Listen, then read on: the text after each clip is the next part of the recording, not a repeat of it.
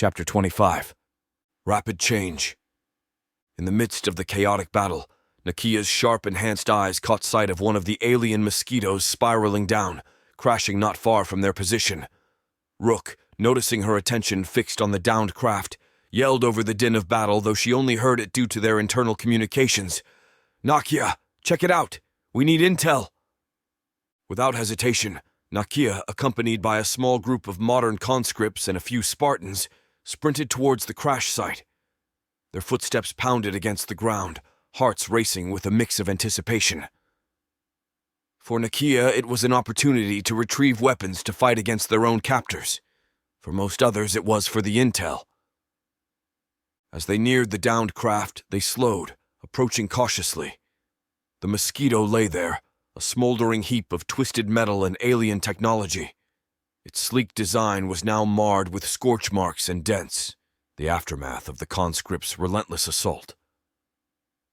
The craft's surface was an enigma, composed of materials and textures unfamiliar to the human eye. Suddenly, a portion of the craft's side slid open like a compartment, revealing a shelf that slowly extended outward. Within it were two slender, identical creatures, the pilots of the craft. Their appearance was as alien as their ship.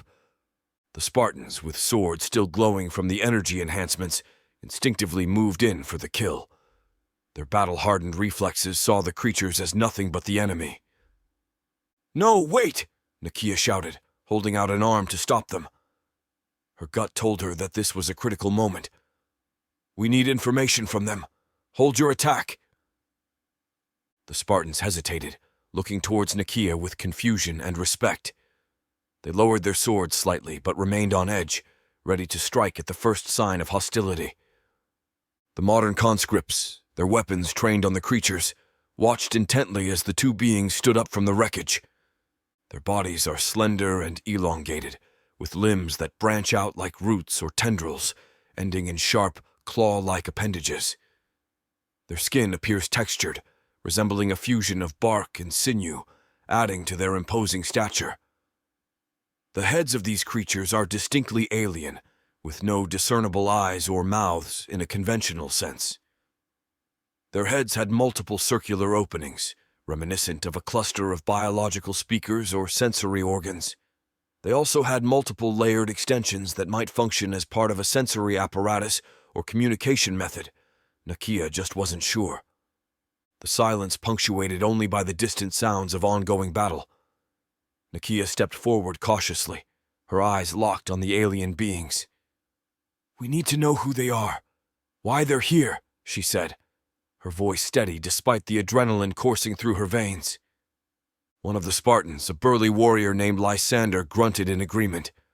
"But if they make one wrong move, they're finished," he growled, his hand gripping his sword tightly.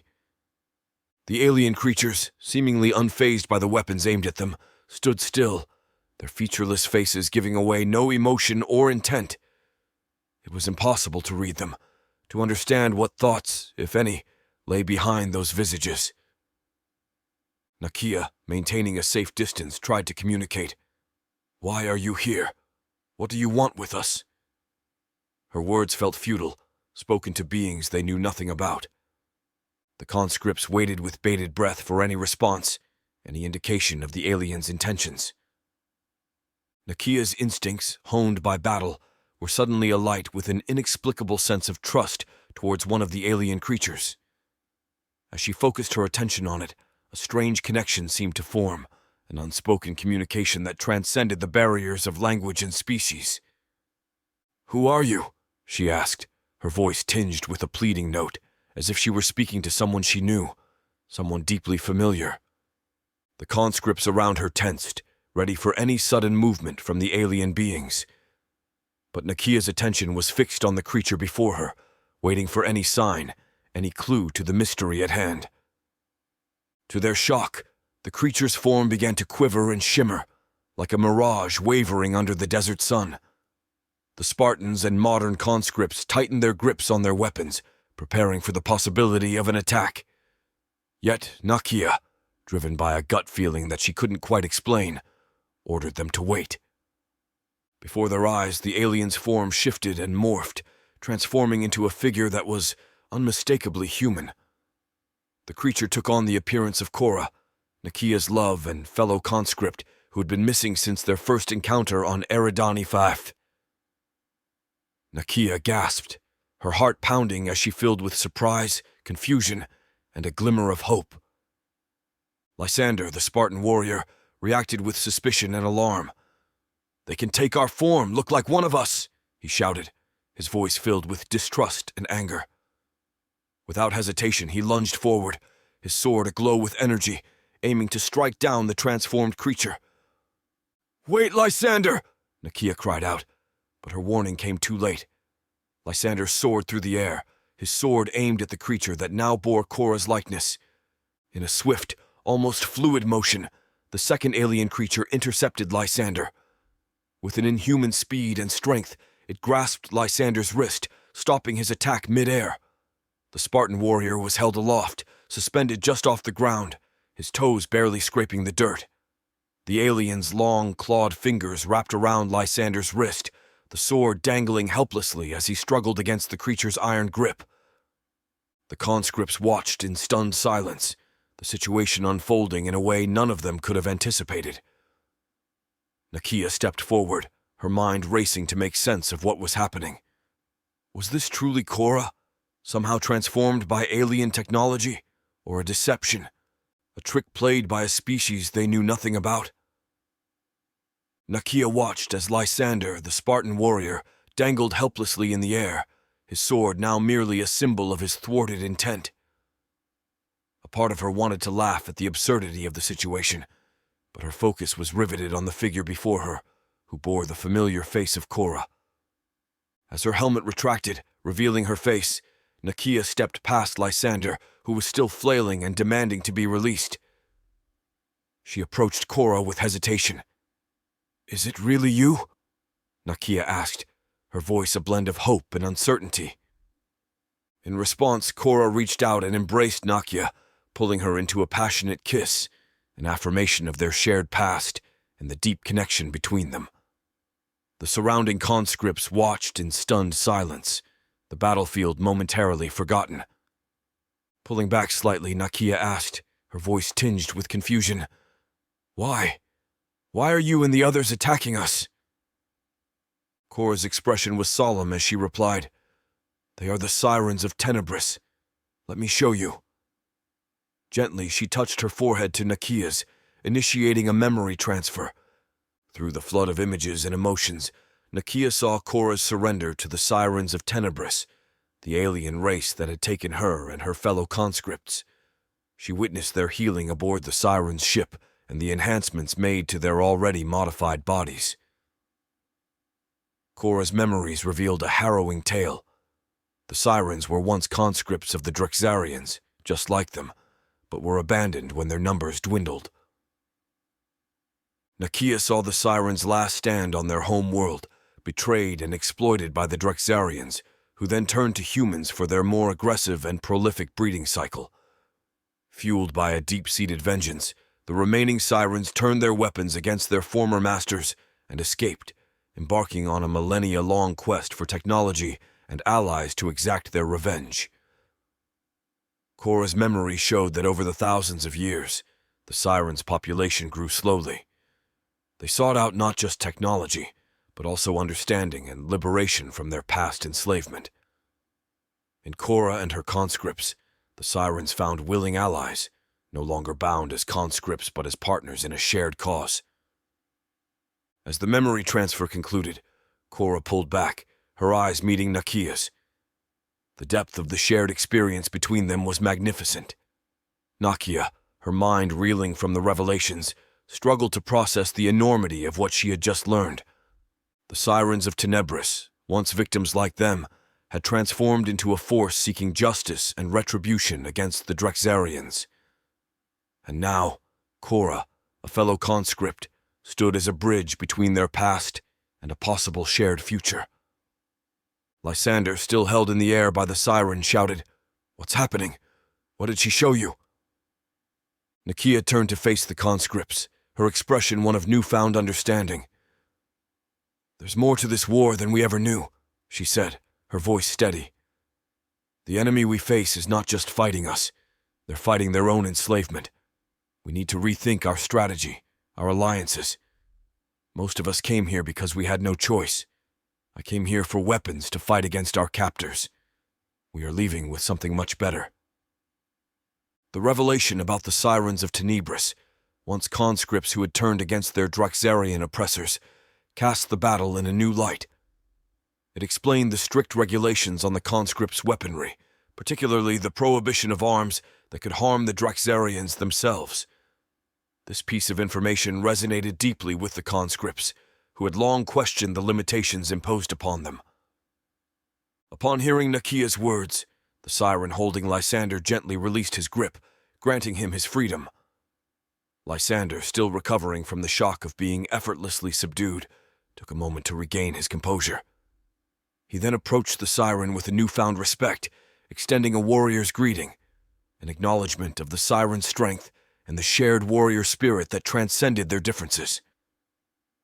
Cora, standing beside Nakia, her expression somber as she gazed upon the battle raging between her new alliance and fellow conscripts, elaborated on their current predicament.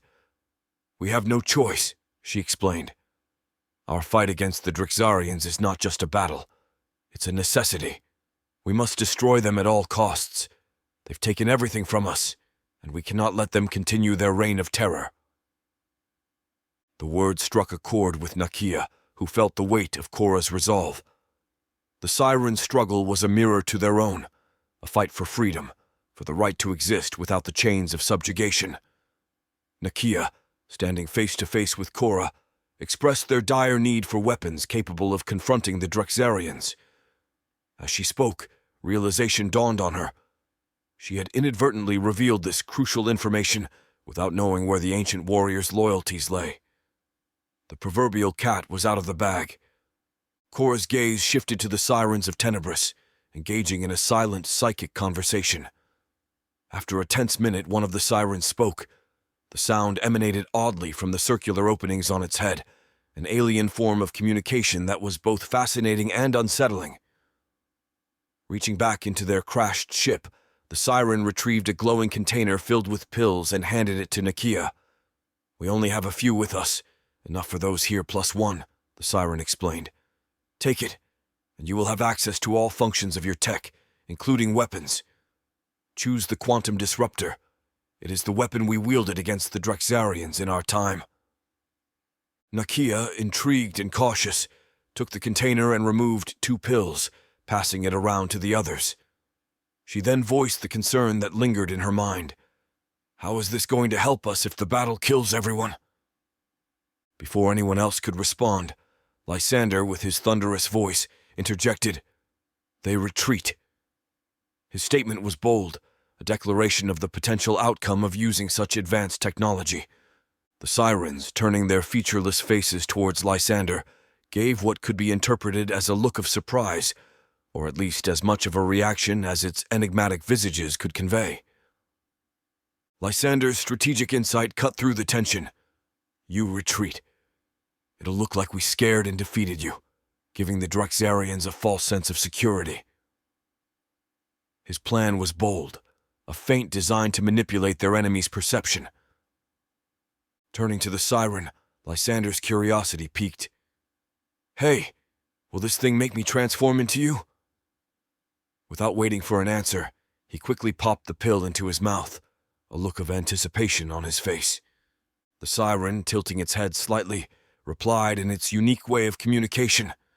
"No, it will not alter your form. It enhances your existing abilities and unlocks the full potential of your Dryxarian implants." Lysander nodded, seemingly satisfied with the answer. His expression then shifted to one of resolve. "This is great. We've wanted to fight the Dryxarians for thousands of years, but after watching a few of us explode and the years passing by, it just never happened. Now we have a real chance." Cora nodded in agreement. "The quantum disruptor will level the playing field. It's not just about overpowering them, it's about changing the rules of engagement." As the pills were passed around, each conscript, both ancient and modern, hesitated for a moment before consuming them. They understood the gravity of what they were about to undertake. This was more than just a physical enhancement. It was a commitment to a new phase in their fight against the Drixarians. Once the pills were consumed, the conscripts felt a surge of energy coursing through them. Their senses heightened, and they became acutely aware of their surroundings. The modern conscripts found their weapons feeling lighter, more responsive. The ancient warriors felt a renewed vigor, their movements quicker and more precise. Nakia, feeling the effects of the pill, looked around at her fellow soldiers. "We need to coordinate our attack. Use the quantum disruptor wisely. It's our ace in the hole." Lysander added, "And we need to be ready for whatever comes next. The Drixarians won't take this lightly." As the conscripts, both ancient and modern, felt the surge of power from the pills, Cora addressed them with a newfound solemnity. "By taking this, you have transcended your roles as mere conscripts in the Drixarian ranks. You are now something greater, something more formidable. Welcome to the ranks of the Space Lords." A murmur of surprise and curiosity rippled through the group. The title, Space Lords, resonated with a sense of power and autonomy, a stark contrast to their previous status as mere pawns in an intergalactic conflict. Lysander, still marveling at the heightened sensations coursing through him, grinned broadly. "Space Lords, huh? I like the sound of that. It's about time we took charge of our own fate."